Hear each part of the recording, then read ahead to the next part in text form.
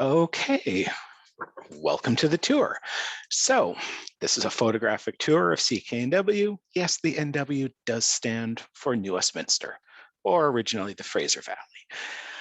So we would like to start by acknowledging that the land we learn, live, and play today is the traditional and unceded territory of the Homalcolm-speaking people. This refers to a language group that more widely encompasses the indigenous people who use and continue to use this land, and includes nations such as the Kikite, Kwantlen, Ketsi, Coquitlam, Musqueam, Stolo, Sawasan, and Tsleil-Waututh. And with that, we will get on to the tour. So this is one of the earliest photos we have. This shows the opening of the CKNW's new tower. So it's a couple years in. This is on Salter Street in Queensborough. We have Hollywood actor and country western singer Tex Ritter is the cowboy on the horse. Kneeling with the microphone is Dave Armstrong, and the men standing left to right, Doug Collister, Bill Hudson, and Mayor Bill Mott. I believe Doug Collister is a name that came up in the recent Mott Electric history talk. And of course, Bill Mott is brother of and I think helped start Mott Electric.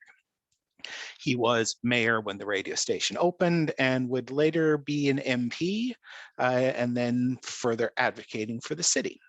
So if you know a bit about broadcasting, you kind of want your tower in the high spot. No one would ever describe Lulu Island, Queensborough, Richmond as the high spot, but it would have covered New Westminster well. Something I can't really say about them in some later years, where when I was in the Glenbrook area, it was a little bit of a shadow and had trouble getting CKNW from the then Capilano Broadcasting Tower. We've got some pictures of them bringing in their fancy new tower. This is Joe LaChance tightening a bolt on the tower and waving to the camera. This appeared in the November 1954 issue of Top Dog magazine. And then on the left and right, or sorry, middle and right, the new 5,000 watt transmitter tower. This is just about the time I believe they go to 980, or it's just before. They would be 1320 at this point, one of their 3 frequencies over the years. Their original studio was in the Windsor Hotel. That was kind of just across the street from the Anvil Center at Begbie and Columbia, a temporary building built directly after the fire, yet was still standing 8 to 10 years ago. Within the last 10 years, it was torn down.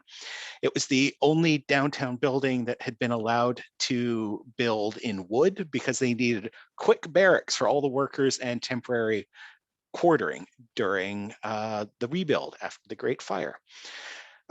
Their studios remained in a mostly unused portion of the building until demolition. So we're looking at the east side of Columbia Street. Point some things out. We've got a little bit of the old part of the parkade, National Furniture, I believe. We have so 4th Street is here, and CKNW is in the Swanwright building there, which is between McInnes Street there and Elliott Street. I'll go in for a slightly closer view. You can even see the CKNW right on top. This was the Swanwright building that became the home of CKNW in 1949. This is 200 block Columbia Street.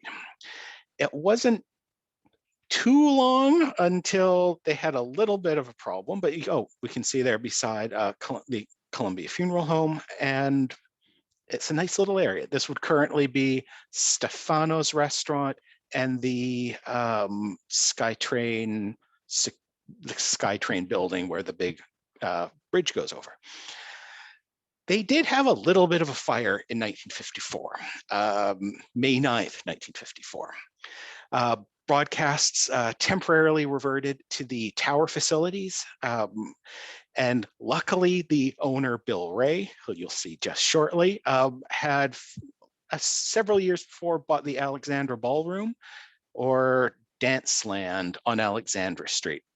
Bunch of different names. It's Vancouver. I'm not super familiar with it, but they had a big fire. They were occupying all the upper floors of the building. So, and here's a bit of the smoke and flame damaged. They did rebuild in the studios, and we can see them on the right taking down what looks like a broadcast tower, but never was. The entrance to the building had a family story from my mother, who got taken out to finally see the Ranger's Cabin in the Sky, which I believe was the weekend program. I would imagine somewhat like a Howdy Doody aimed at children. She got driven out, to her then mind, into the middle of nowhere, where they then went to this remote little building, went up these rickety little stairs into the studio. And this probably on the right is the control board of the studio that would have had another window into where they had a little performance stage and a seating area. We don't really have great pictures of it, so I'm not going to show that much of that aspect of it. CKNW, this is the founder, Bill Ray, owner of CKNW. Bill would create the roving mic segment, which would go on with the next gentleman you'll see to over 15,000 broadcasts, which was at least several world's records, Guinness World Records.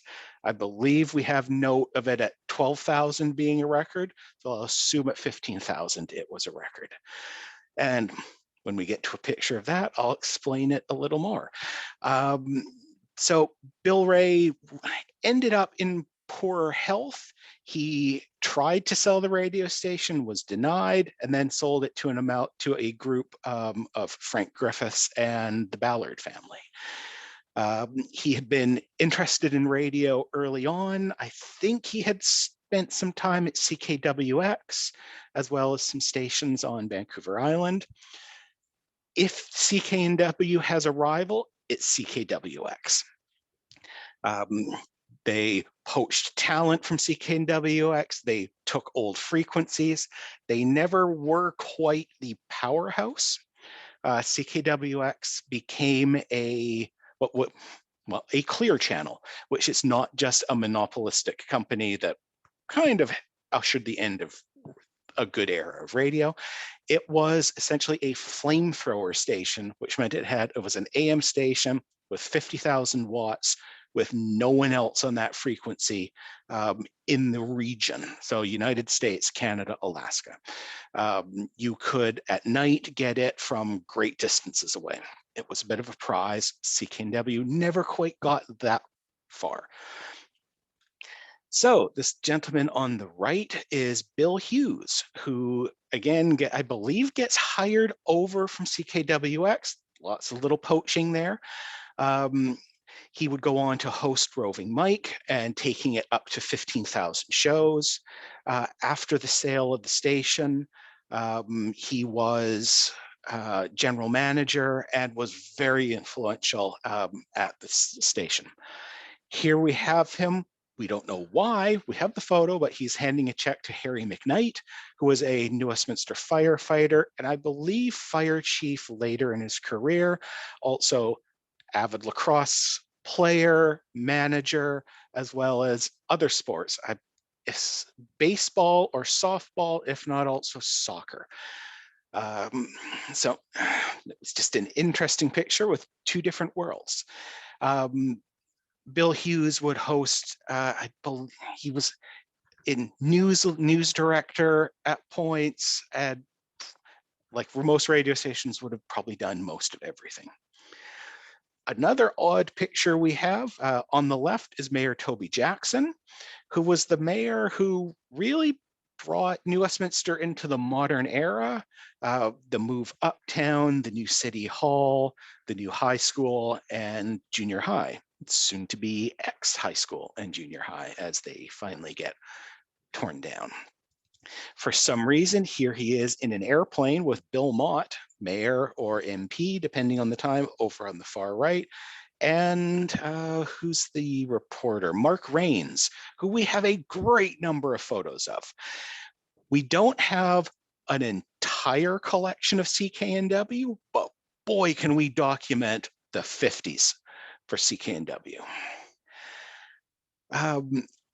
You don't think about it, but radio stations used to have to play things off of records. Records used to have to be stored. So on the photo on the left, you can see the card catalog system, which would then help you find the record from somewhere on the back shelf. These are, right now, we have them searching the card catalog for the Orphans Fund hit parade. And on the right, we have two unfortunately unidentified women of CKNW, one operating, both actually operating the switchboard to answer calls for the requests. So it's some of us of a certain age. I'm young enough to remember when CKNW did play music. I'm not old enough to remember when they were mostly a country western station, which was the most popular music at the time. So this is the CKNW Trio, also known as the Rhythm Pals. All three of the artists who left to right, we have Doug Beckett, Ron Beckett, and Irving Lang, I believe. I'm not great with faces, but we think those are the members at this time. And in the middle, Ed Ferry, or Uncle Ed, as he was known on the station. He was more or less a manager, it seems, of the trio / Rhythm Pals. And as I said, here they are in their country and western appearance. Here they are slightly later, in a little jazzier, but as jazzy as you can get with an accordion.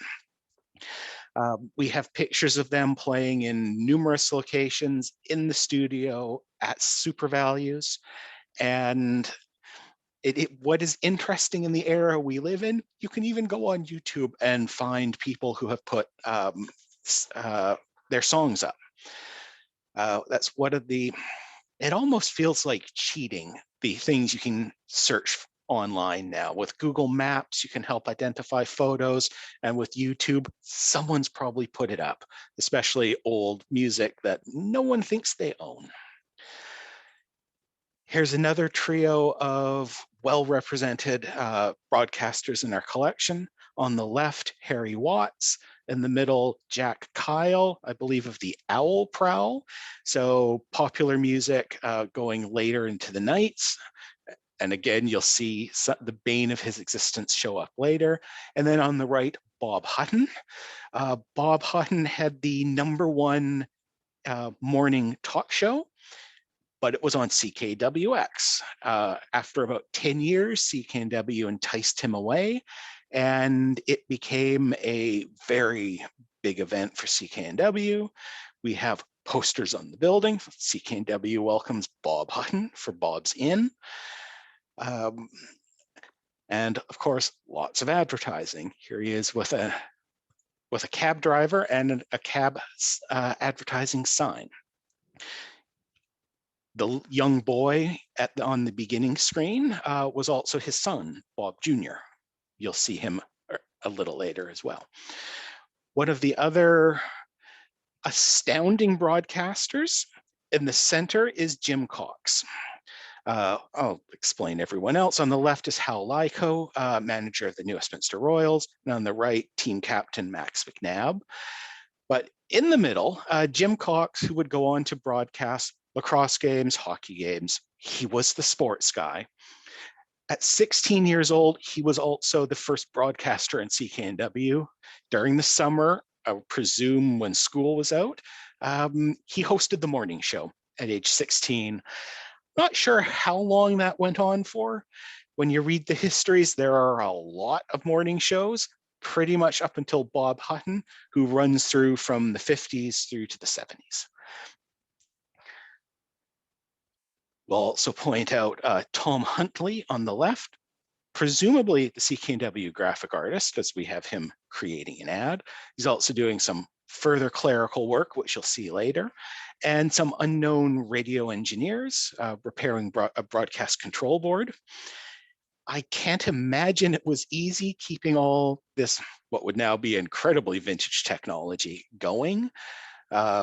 Everything in the older days was generating tremendous amounts of heat, and it would have been a constant job just to keep everything going, which you can almost see by all the jars of parts they have up there, because in this era, even most of the radio equipment was almost all home built. A member of CKNW invented a stereo broadcast cart system, which allowed them to then have songs and sound clips just on one cartridge that was easy. They looked like 8 tracks. And apparently that was invented by CKNW engineer. And I'm sure there are thousands of little stories like that. Some other staff members. So on the left, we have Tommy and Tony Antonius.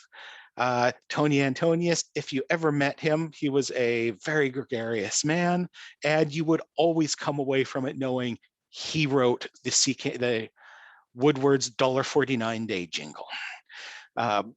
Won many advertising awards for it. Somewhere behind me there, we have, I should have brought it out, the plaque that he was, or the certificate that was the award that he won for creating it. And we have an entire fond of his collection that was donated by his estate. And he was old school guy. He liked typewriter. So we have his, I believe, Olympia typewriter as well. And we also have, sadly, some unknown women, 3 women of the CKNW accounting department, one seated at, yes, that is not a typewriter, that is a calculator. Calculators used to be big and mechanical, and having moved some around in the collections of collection holdings of the museum, very heavy and cumbersome. And then again, this unidentified woman who is signing a number of checks. One of the big, I mentioned the Orphans Club earlier. This is Uncle Ed Ferry. Again, he did a lot of the CKNW on-air Orphans Fund in the 1950s. It was created by Mr. Ray, originally just for the support of Loyal Protestant Orphanage. That's the one up by the high school at 6th Street and 8th Avenue.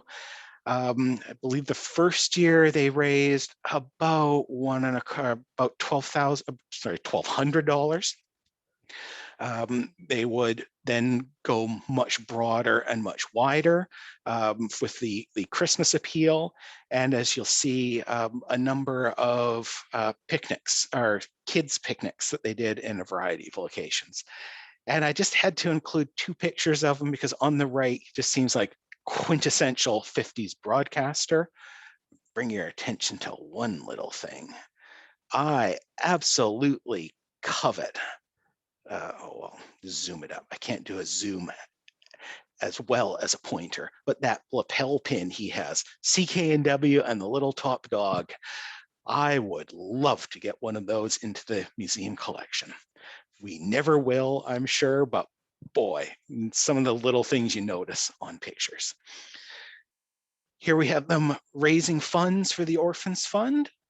I do believe this is the hallway of Massey Theater at the Massey wing of the then junior high school. There were tremendous amounts of different appeals they would do, and some of the better photographed ones, or outcomes we have, is the Orphans Fund Children's Picnic. We have a number of them in Birch Bay, and you can see the immense number of children that are being bussed on hired BC Electric, BCER buses crossing an international border to Birch Bay. Rides and meals and all kinds of events. We have midways, and you can see the large flanks of buses behind them.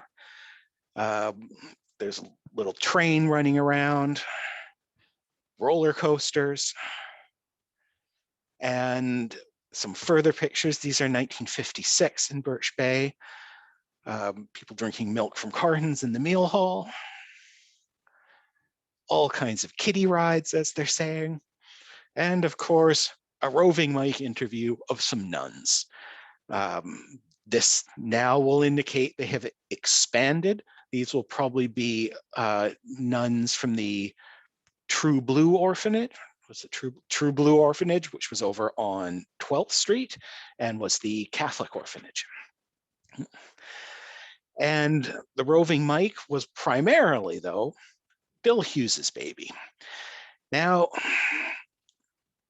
I always like to explain the architecture of the Royal Towers.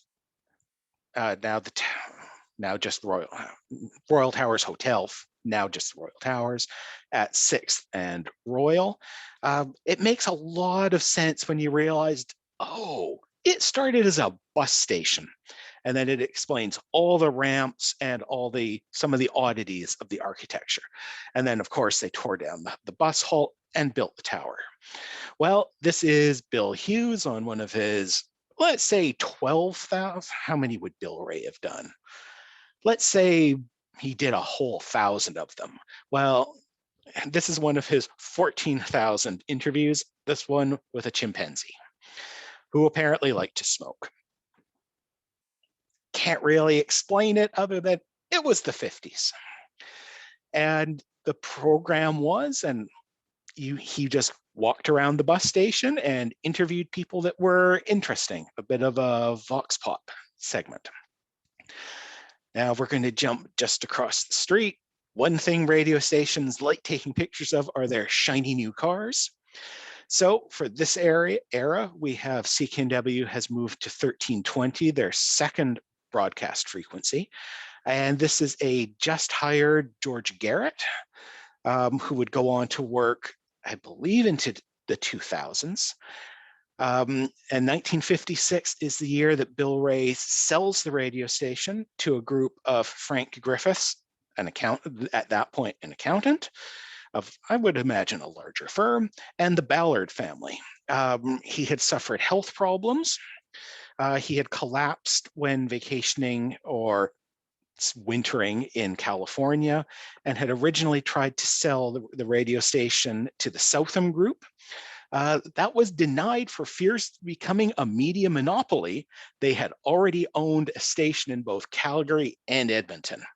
So 3 stations in Western Canada would have been just too much. And now, of course, they're owned by Chorus Entertainment, and there are 4 radio stations running out of the same broadcast studios. But anyways, they have all these news cars, and this is George Garrett posing for a photo in front of New Westminster City Hall. One of the advances, and I'm not sure, they were certainly the only only station I recall doing in the Lower Mainland. I don't know if they invented it or not. I'd like to think so. The Crystal Palace Studio, their remote broadcasting trailer. I remember seeing this so many places, mostly at the PNE, I suppose, but they would drag this unit out everywhere, and it became a bit of the bane of, I believe, Jack Kyle's experience. We'll see why in a bit. Here's the working end. CKNW did actually used to play music, and you would have had to have played music from here. So 3 turntables and a bit of a view. And as you can imagine, you can't create an awful lot of noise when you're broadcasting. So I don't have an air filter running. I don't have a fan running. Hopefully the sprinkler system isn't popping off and pumping up too often. So you probably don't have a lot of nice noisy heaters and fans to keep you warm. Well, every weekend, Jack Kyle got to spend the evening. I believe he was he did the late night, not late night, late evening music show. And here it is, the CKNW Rolling Home, where he broadcast from essentially Scott Road and King George Highway in one of the gas stations that was there, or nearby the turf, around where the Turf Motel remains. And you can just imagine spending all that time in the cold, probably being beset by hooligans or little greasers once in a while. And wouldn't have been the nicest experience, but it is what it is. This is a bit more what I remember the broadcast studio, always coming from the PNE. This is Bob Hutton standing on top and addressing the crowd around the broadcast trailer. And then we have a view from on top with the Rhythm Pals, or CKNW trio, on a small stage in front at the PNE. We have all the spectators around them, and a nice view from on top. Here it is from behind, which it's identified as Jack Kyle. I'm now not betting much on that, but it certainly does look like it could be him, with the trio performing in front. A lot of the photos we have can be explained by the fact that CKNW also had a magazine. We luckily have a fairly complete collection. You can tell they're a very small format. They're about 3 by 4 inches. Started off as an advertising medium to sell ads on the radio station. It was, here's what we can offer you, and here's some information. It went out to a very small group of people. Then it became a promotion of its own. You could subscribe to it, and then it became a way to send out contest information, more ads, and radio stations do like to have ads. It's what keeps them going. That also explains why we have a number of cheesecake style photographs, because they needed to put those on the cover, probably from the earlier era, before it was going out far and wide. Gives me the opportunity to talk about this fine woman. So this is Susan Chu. She's the founder of the Waffle House restaurant, and is showing her on the cover of the CKNW magazine, Year of the Dog, which is being reprinted on a slightly larger Chinatown News magazine. We also have a publicity picture taken, probably for one of the magazines, probably for the magazine that she's showing, holding up, for ABC television. And you might notice Jiffy, a little bit of Whiffy and Waffle. She's the founder of the Waffle House, and was doing promotional appearances. I'm not sure if this is, I believe she transitions from selling waffles from a stand to selling them from a restaurant, and then from owning and operating the Waffle House restaurant. She's also known for, after being repeatedly denied accommodations in rental apartments, Susan took action and helped end the then practice of blatant anti-Asian tenancy policies, where once she had finally found an apartment that would rent to her and a friend, new American owners came in and wanted to put in anti-Asian rules, and that was, she basically got that practice ended. It's a little, now she sold the Waffle House, and then there's maybe been 1 or 2 ownership changes since. I remember our curator interviewed her several years ago now in the Waffle House. Unfortunately, the days of the Waffle House may be short. It's within about a month ago, they would have gotten notice that the building is going to be taken down, and they have about a year left. So hopefully the Waffle House finds a new location to move on to, but if you have fond memories of the Waffle House, it's perhaps time to go and pay them a visit. Even well before I lived in Westminster, I came from a CKNW listening family. It was my grandparents at Main and 33rd, always listened to it. I grew up at 49th and Boundary. It was always the station that was on. So we always heard ads for places like the Waffle House, home of the Jiffy Wiffy Waffle, or Hans Wonton House. It made it a bit comforting when we finally moved to New Westminster and got to go visit these places. But as I said, there are any numbers of promotions that radio stations do. One of the big ones they did that remains a little bit of a mystery to me is the Fiesta, CKNW Fiesta. So obviously traveling to Mexico becomes a thing. And so exotic Mexico. I'm not quite sure why we have people holding up Robin Hood cake mixes and quick Robin Oats or Robin Hood oats with somewhat terrifying bird masks on. But if you want pictures of old grocery stores from the 50s, specifically Safeway, decorated up, boy, do we have you covered. But the Fiesta Prize was a very big event. As you can see, we've got them decorated over here. And you notice, oh, yep, there's a little cowboy hiding behind the leg of the CKNW dog.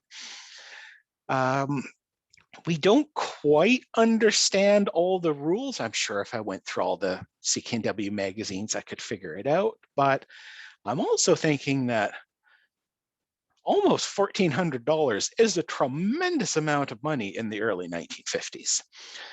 So here we have the example of a $1,380 prize for someone who entered with a Maxwell House certificate or entry form.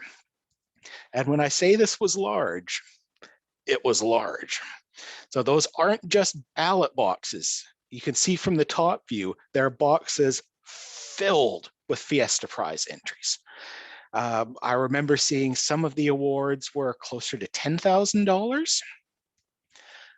Someone, of course, has to go through and sort everything. So we have on the photo on the left, Mel Cooper, then the photo on the right, again, Mel Cooper and Stan Buchanan with Fiesta contest entry forms.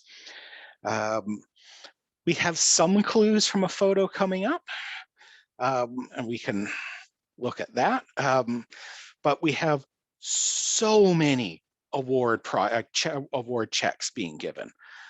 In this case is Mrs. H. Law of Burnaby, who entered with an Ogilvy brand box of cherry pound cake mix, being presented with a prize for $1,100. Not quite sure. I assume we have unknown officials of Ogilvy on either side. The man holding the microphone on the left is Wally Garrett. We have so many pictures of Wally Garrett giving out thousands and thousands of dollars of prizes, all by check. Because these are medium to large format negatives, we can even blow up and see, okay, so that's who it's being awarded to. That's why we know this is Mrs. H. Law, because we can read it on the check. It also helped me understand what they considered New Westminster in these early days. Addresses for South Vancouver, South Burnaby, the Edmonds area, Coquitlam, Port Coquitlam, Surrey, Delta were all addressed New Westminster. And then you could see the address and you can easily punch in the address these days. That's not New Westminster. But it was what was considered New Westminster at one point was, or at least by mailing address, was the area served by the New Westminster Post Office. So it explains some of the oddities for some of the communities of why there might not be a lot of services or shopping areas. It's because the shopping area used to be New Westminster. This is one of the few photos that helps explain the Fiesta Prize. So I'll zoom in. We can see that the award is up, this morning's total is up to $1,430. And we have some official clues. It's not noisy, it's often in government, and color, but no size or shape. So I guess they called up people by entry and you got to guess what it was. So it wasn't a telegraph, earthworm, dial telephone, Jack Frost, Devil, Cupid. What are some of the others? Mother Nature, Irish leprechaun, as opposed to all the other leprechauns. So we don't really know what the Fiesta Prize was. It was big business, though. And some other sponsorship events they had, the Legion Soapbox Derby. And yes, I have used these photos in previous talks before.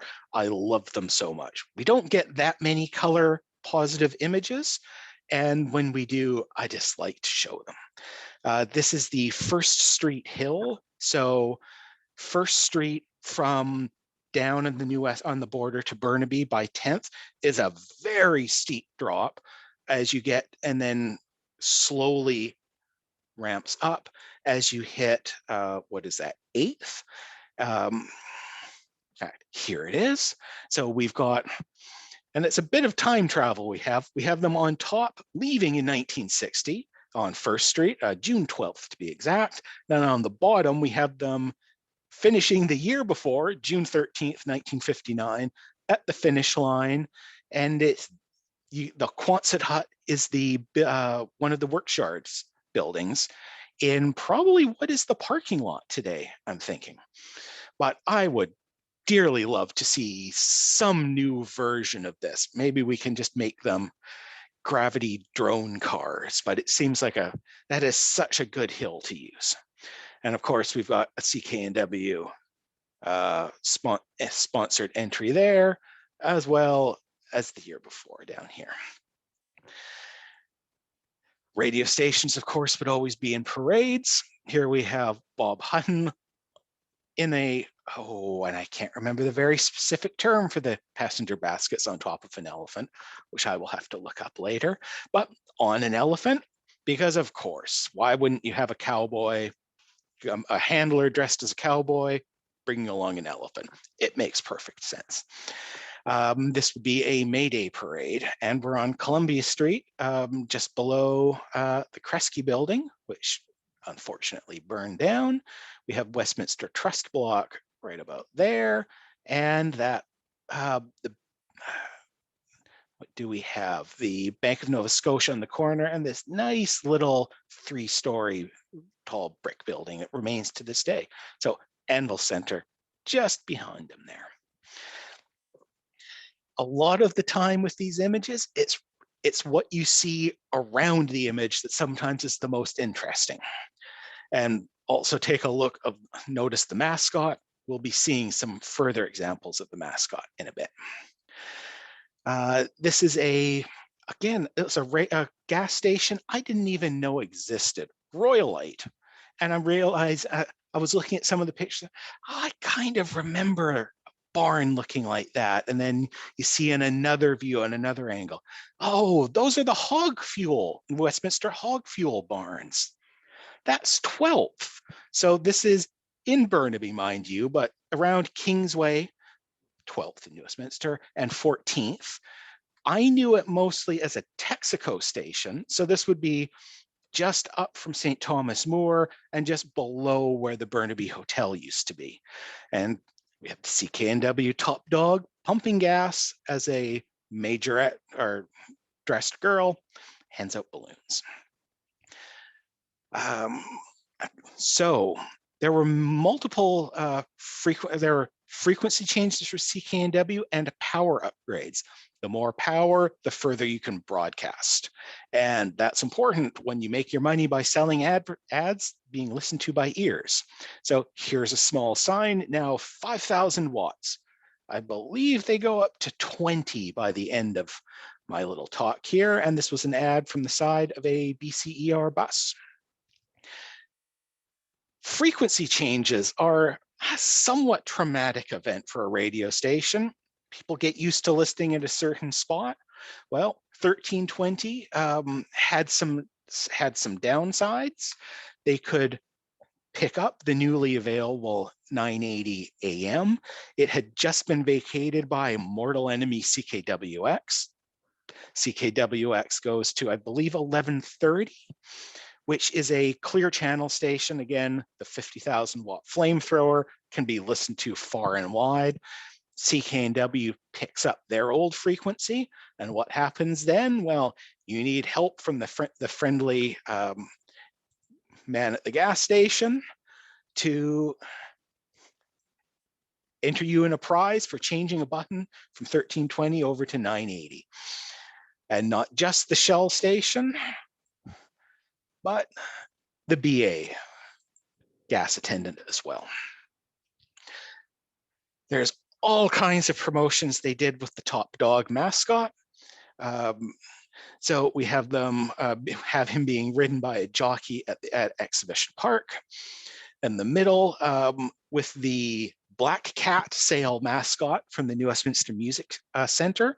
This is Columbia Street, about 3 buildings west of where the old Starbucks used to be. So Rexall Drugs is the currently vacant lot, and then the Music Center. And then mascot with a dog. My favorite version of the mascot was not very often shown, and unfortunately it was a bit more of a pin-up picture. So we have CKNW model Elsie posed with the CKNW costume and the Top God mascot. On the left, the head is on a stand because they would have been cropping out and painting away the stand. Again, probably for an ad or a cover in the CKNW magazine. But I love the goofy hair on the mascot. It seems like of course it's not accurate. Dogs don't have big moppy hair, but that is just such a better mascot. And then not the best mascot, but we'll give the child in his CKNW mascot costume, homemade for a school dress-up contest. We'll give him some slack. It's pretty good, probably better than I could have done as a kid. They love sending mascots out. And again, it's a super value station. We have to have CKNW there.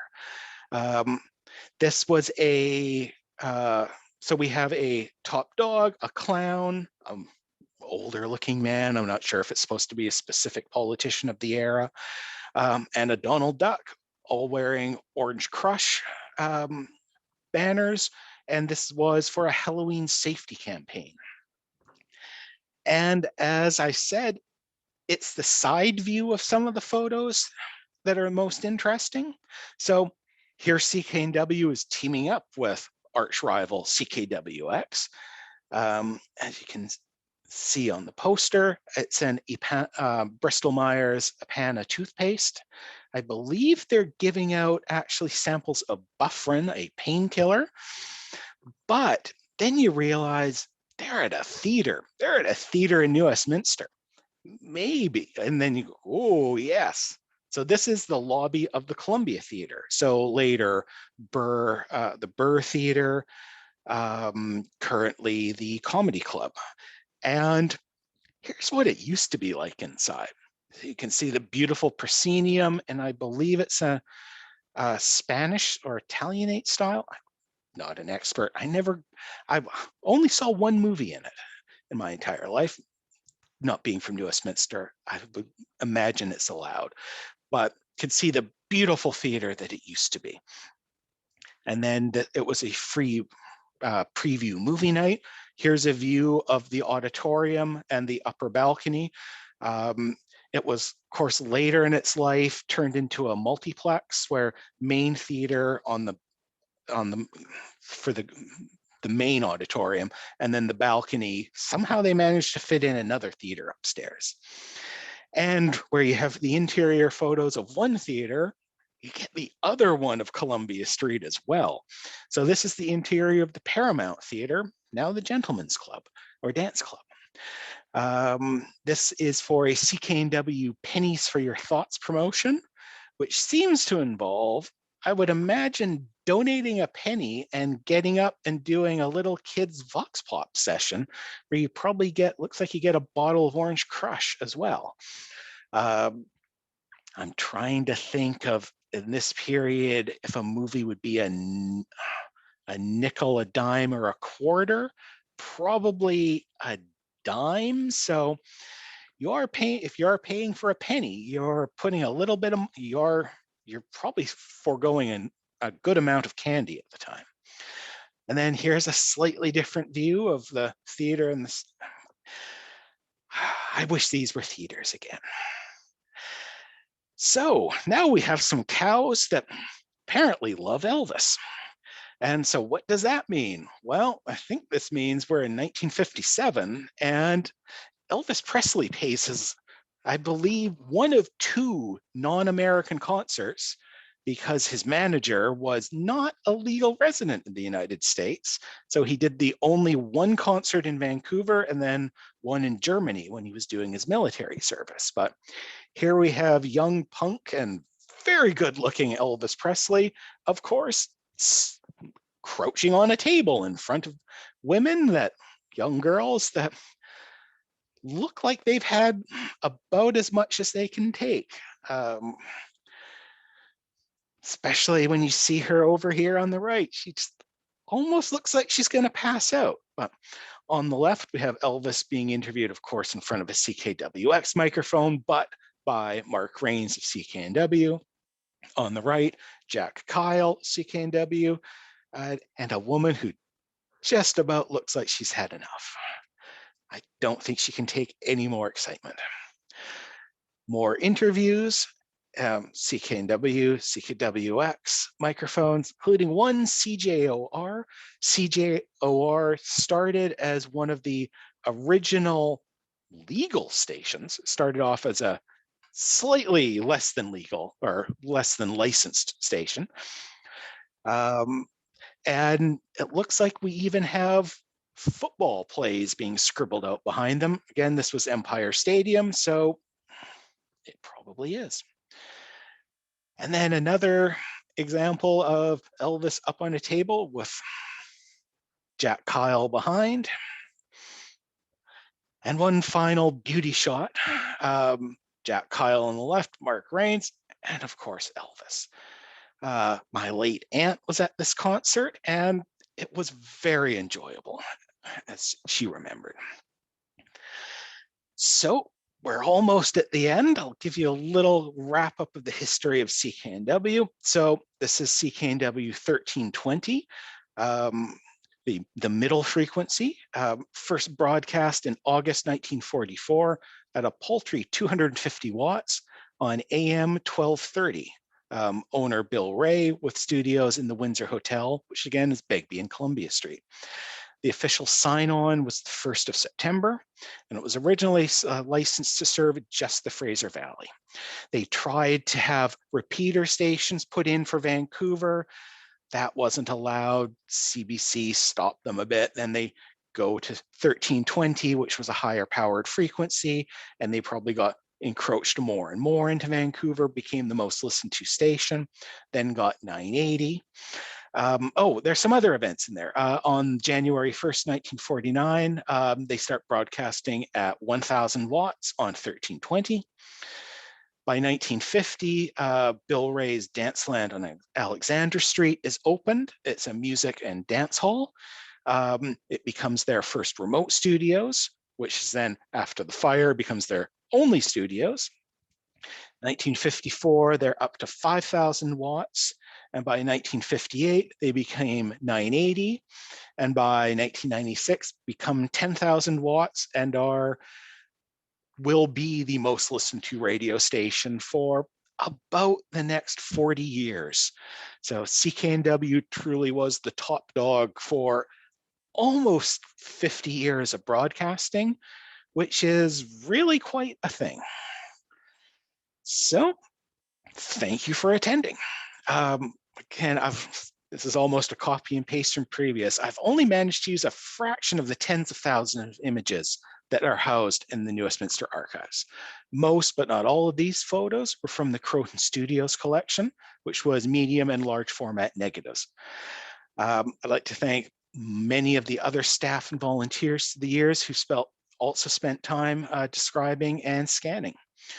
Don't forget the archives are open for booked appointments, and we finally have a curator back. So it's not just me answering your questions now. We have Jamie, our new archivist, and we're open for booked appointments. But don't forget, all these photos and many other resources can be found through our online database as well. There's a future photo talk in the works. And then on May 20th, one of city views. And I'll let you, the one that's in the works is probably going to be panoramas, because I realized how much I like showing panoramas. So, oh, and also don't forget, you can book appointments to visit the gallery as well as Irving House. Hopefully, as things relax with health orders, that will become more and much easier to get in and see us. And also, all of our talks will eventually appear, usually for about a week of this live event on our YouTube channel, where you can catch previous photo tours or talks. For instance, I mentioned the Mott family. We did there was a Mott Electric book was just published, and the author and members of the family and company had a talk that we hosted on Skype. So if you're interested in that, give it a watch as well. So I will now stop sharing my screen, and we'll